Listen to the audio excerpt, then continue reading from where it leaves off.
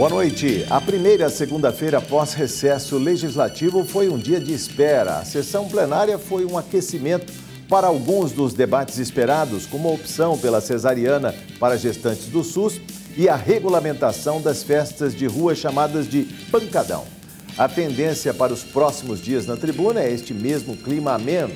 É uma espécie de contagem regressiva para o retorno do governador João Dória a São Paulo. Depois que voltar da China, é que os parlamentares devem definir com o Executivo as prioridades na agenda composta de privatizações, investimentos e medidas com o objetivo de gerar empregos e impostos. O Jornal da Assembleia vai mostrar.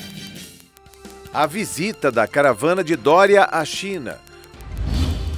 Curso na Lesp ensina a cuidar de pacientes com câncer de mama. Surdos já podem contar com mediadores judiciais formados em língua brasileira de sinais. O Jornal da Assembleia, segunda edição, começa agora.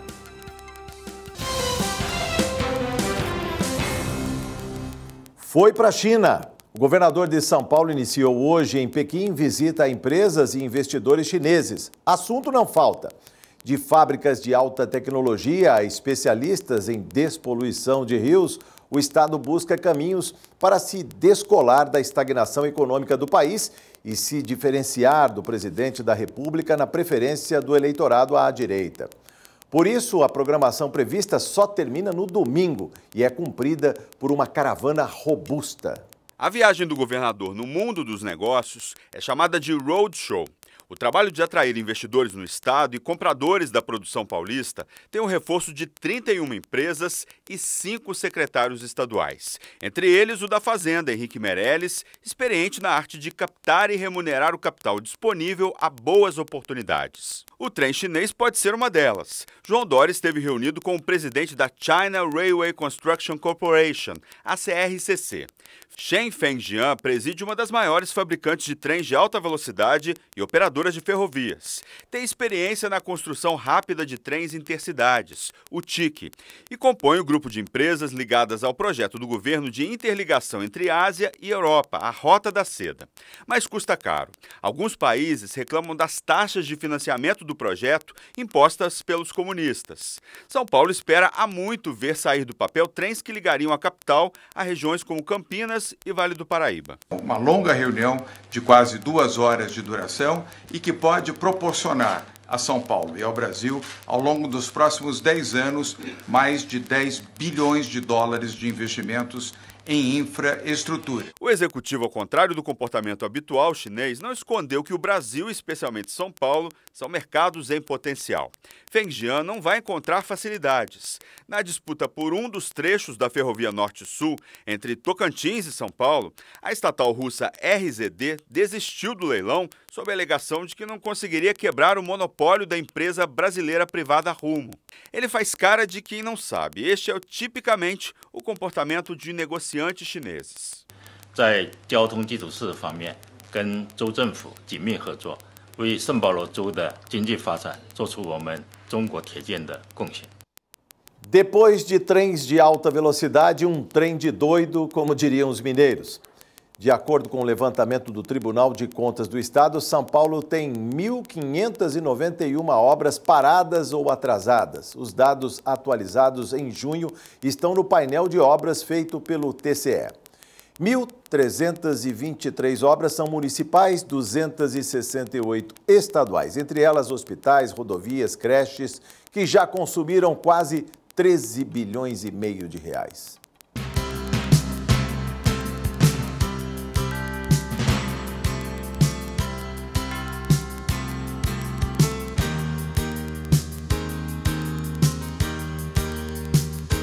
Anunciado o novo presidente do Instituto Nacional de Pesquisas Espaciais, o INPE, só que não.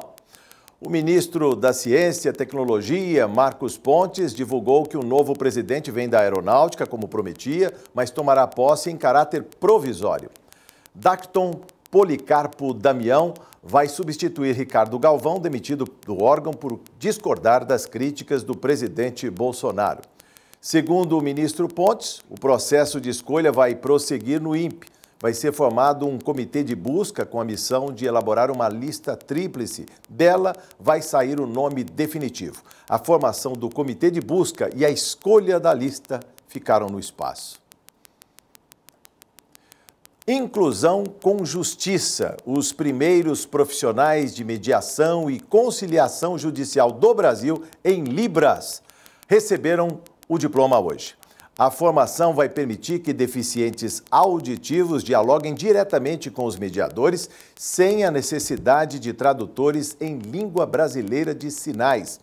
A repórter Silvia Garcia foi à cerimônia de formatura no Instituto do Legislativo Paulista, aqui na Alesp. Hoje o Brasil contabiliza um total de 10 milhões de pessoas com surdez. Metade delas está aqui no estado de São Paulo.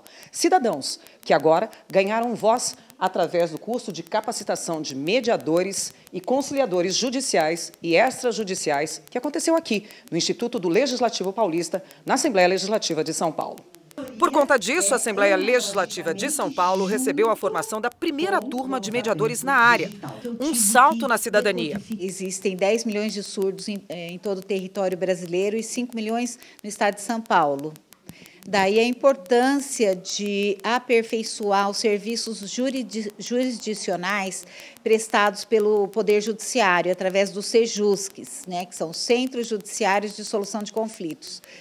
Hoje, eles não dispõem de um trabalho dessa magnitude. Então, nós estamos aqui para formar os primeiros surdos e deficientes auditivos do Brasil como mediadores, para que eles possam trabalhar em câmaras privadas para a comunidade deles e também para dar esse aporte ao Poder Judiciário nas sessões de mediação e conciliação de surdos. A Débora Zular é coordenadora do primeiro curso estadual de formação de mediadores e conciliadores e ressaltou a importância deste novo profissional no mercado. A mediação adequada para os surdos é formar surdos que estão adequados dentro do parâmetro que se precisa para ser um mediador e intérpretes em Libras também.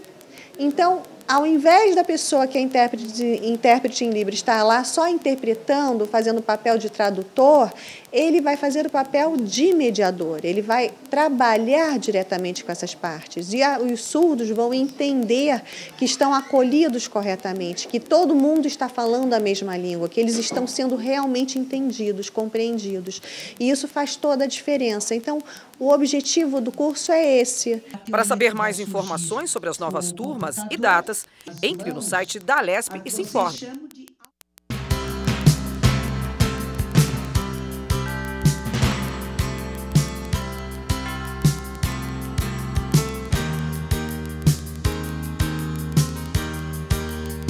A Alesp cedia curso de cuidados a pacientes vítimas do câncer de mama. A primeira das 4 etapas do evento foi acompanhada pela repórter Caterina Achuti.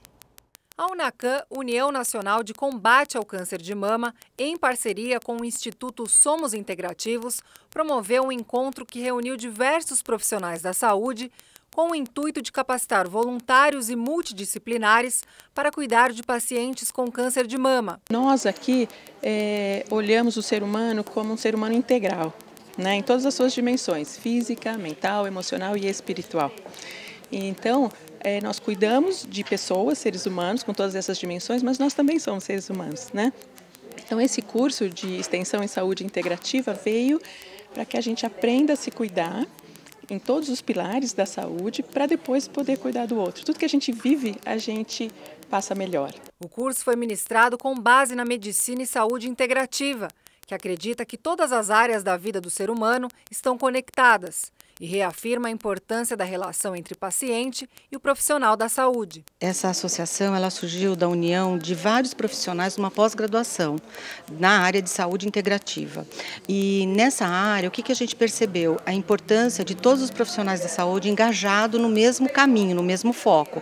Então, nós temos médicos, dentista, treinador físico, nutricionista, psicólogos. E a turma era tão unida, nós somos em 33, que a gente resolveu fundar essa associação.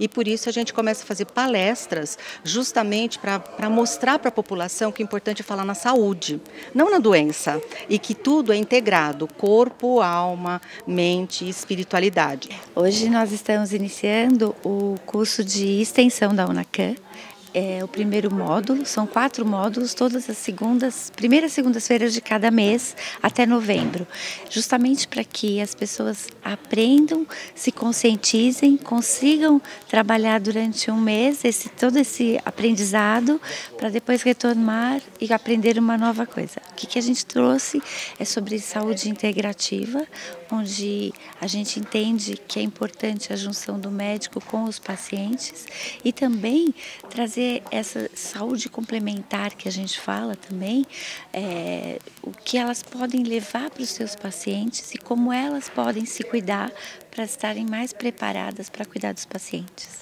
O câncer de mama é uma doença causada pela multiplicação desordenada de células da mama.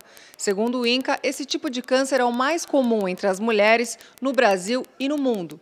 Ainda segundo o INCA, as estimativas de incidência da doença para o biênio 18 e 19 são de 59.700 novos casos. O paciente oncológico necessita de cuidados específicos. O período de tratamento costuma gerar muitos impactos emocionais sobre o paciente, familiares e também sobre os cuidadores. O doutor Paulo Amorim falou sobre como manejar o estresse e adotar práticas integrativas que promovam bem-estar e qualidade de vida. Paciência, saber que tudo é fase, que tudo é um momento de ser trabalhado de forma vagarosa. Não adianta ter pressa. Nada existe pressa. Existem doenças que são tão ruins quanto o câncer, mas quando você está com câncer você pensa que você morreu. E não é. Cada fase é uma fase de trabalho. Você pode fazer relaxamento, você pode buscar as coisas que você já fazia antes para não se estressar. Mecanismos físicos e psicológicos. Dançar, cantar, comer bem, fazer exercícios. Lembrar que são regras que você tem que seguir. A disciplina, de uma certa forma, precisa ser imposta. Mas uma disciplina que vai fazer você fazer o suave. Você lembrar que tudo tem sua fase. Este foi o primeiro dos 4 encontros que acontecem toda primeira segunda-feira do mês até novembro. Se você tem interesse em participar, ainda dá tempo. Basta fazer a sua inscrição pelo site unacan.com.br.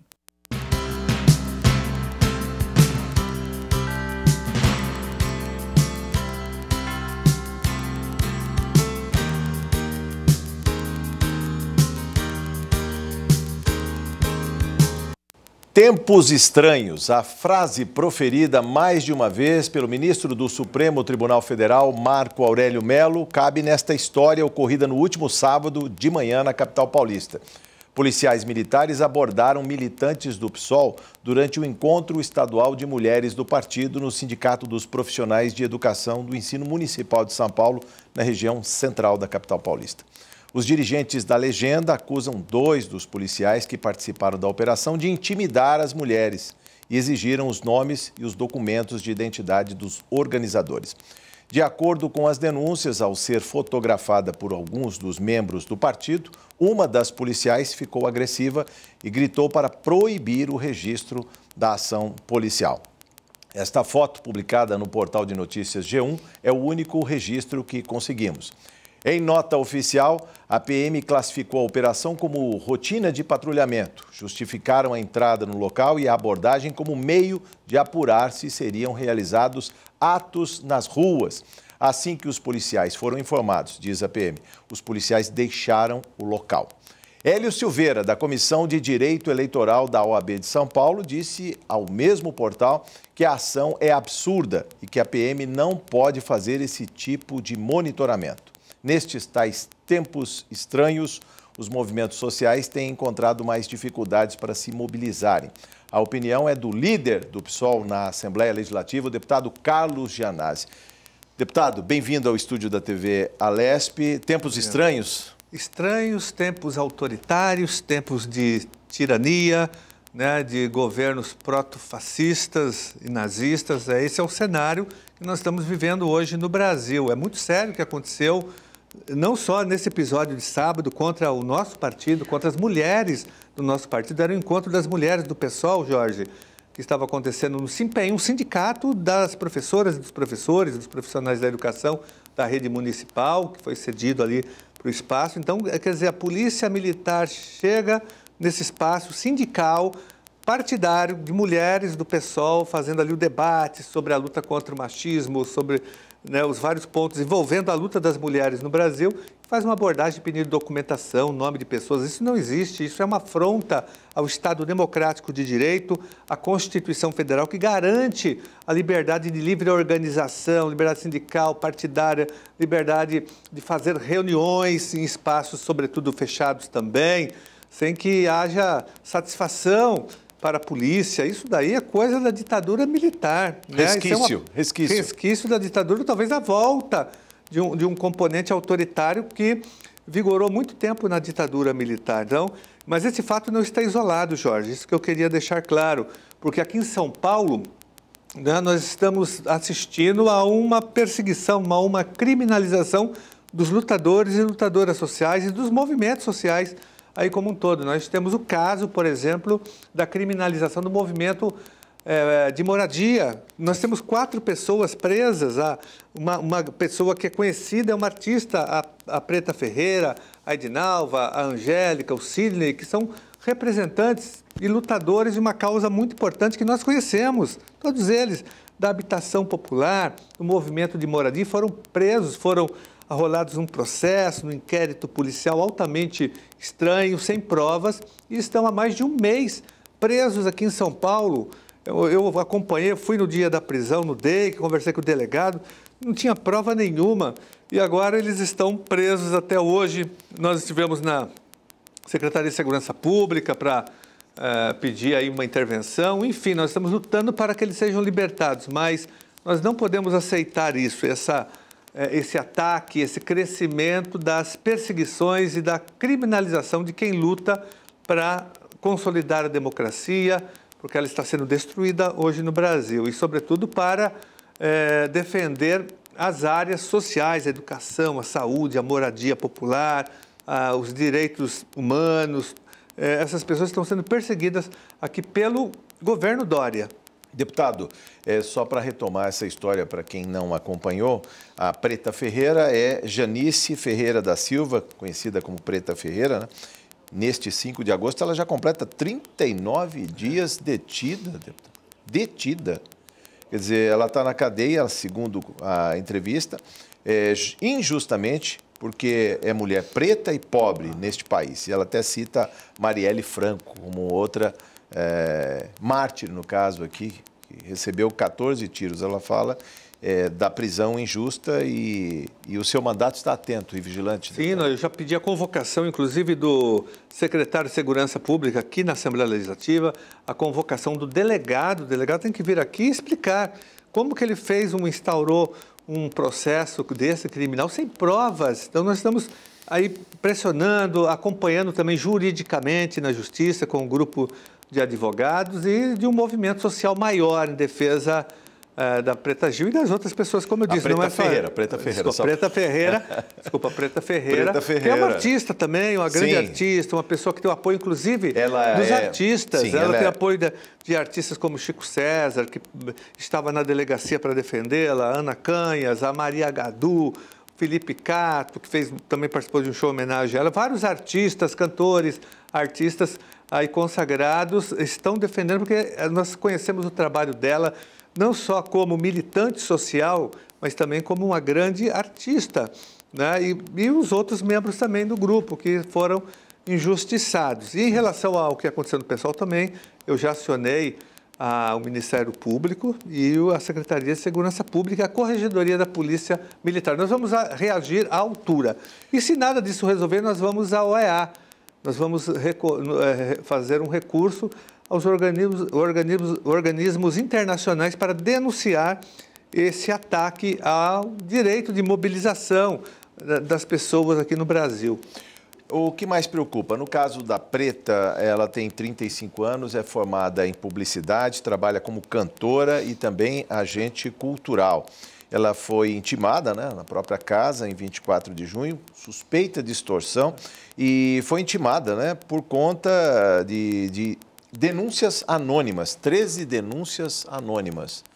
É isso que o senhor quer saber do delegado e da Secretaria de Segurança Pública, as circunstâncias, como esse inquérito está sendo construído, Exatamente, deputado? como que você prende uma pessoa com denúncia anônima? Então, uma pessoa pode fazer denúncia anônima, Jorge, contra você e você vai ser preso, vai ficar 40 dias na cadeia. Isso é um absurdo como total. Fica a presunção da inocência. Exatamente. Então, nós estamos vivendo um estado policial aqui também em São Paulo, estado policial das polícias do Alckmin, do Dória aqui em São Paulo, da Polícia Civil, da Polícia Militar, estão orientando a polícia, o aparelho repressivo nesse sentido, de intimidar os movimentos sociais e as lutas sociais do estado de São Paulo. Nós vamos reagir à altura porque, como eu disse, é uma transgressão, uma agressão criminosa contra a Constituição Federal e contra a dignidade e os direitos dessas pessoas que estão sendo perseguidas.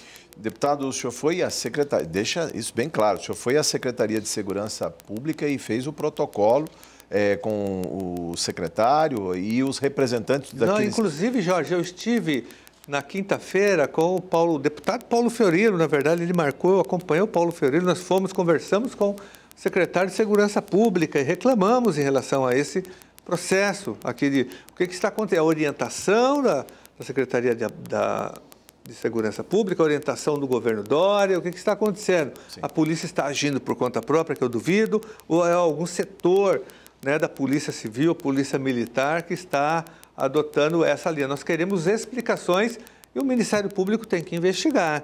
O MP não pode tolerar que isso esteja acontecendo no estado mais importante do Brasil, do ponto de vista do número de pessoas, né, onde tem uma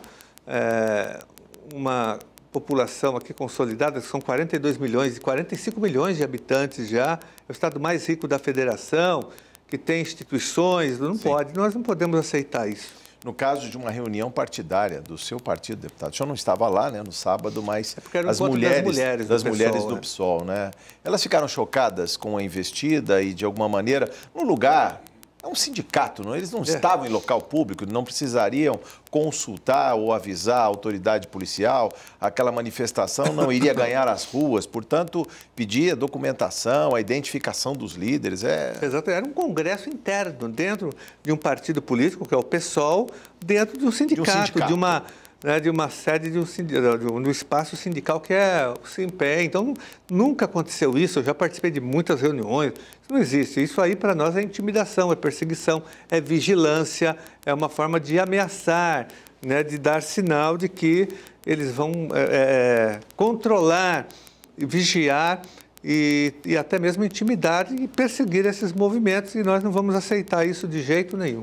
O seu mandato está vigilante, o senhor já o fez hoje na tribuna desta casa, já levou essa informação e está muito preocupado com um retrocesso que viria por aí? Eu acho que nós estamos vivendo esse momento com esse governo proto-fascista do Bolsonaro, um governo, né, que despreza a Constituição Federal, que despreza as conquistas democráticas do Brasil, despreza o meio ambiente, os direitos sociais, os trabalhadores, os negros, a comunidade LGBT, as comunidades indígenas. É um governo que não respeita a lei e é um governo autoritário. O governo autoritário, ele comete esse tipo de... Ele tem esse tipo de comportamento, que é o comportamento autoritário, de perseguição, de usar o aparelho do Estado para perseguir quem pensa diferente. Se a tribuna da casa não for o alto-falante suficiente, o senhor promete levar mais adiante, inclusive a Organização dos Estados Americanos. Internacionais, a OEA tem lá uma comissão de direitos humanos, nós vamos representar o governo aqui, o governo Dória, né, a Polícia Militar e a Polícia Civil, seus representantes, não os policiais, porque são trabalhadores, mas de quem partiu a ordem, né, para que um sindicato, que um congresso de mulheres do PSOL fosse abordado dessa maneira. E também em relação à prisão da Preta Ferreira, da Edinalva, da Angélica, do Sidney e de outros militantes do movimento de moradia. Muito bem, deputado, muito obrigado por sua entrevista. Foi um prazer conversar com o senhor mais uma vez. Obrigado, Jorge. Termina aqui esta segunda edição do Jornal da Assembleia. Você pode assistir a nossa programação também pela internet e no YouTube. A gente volta amanhã. Até lá.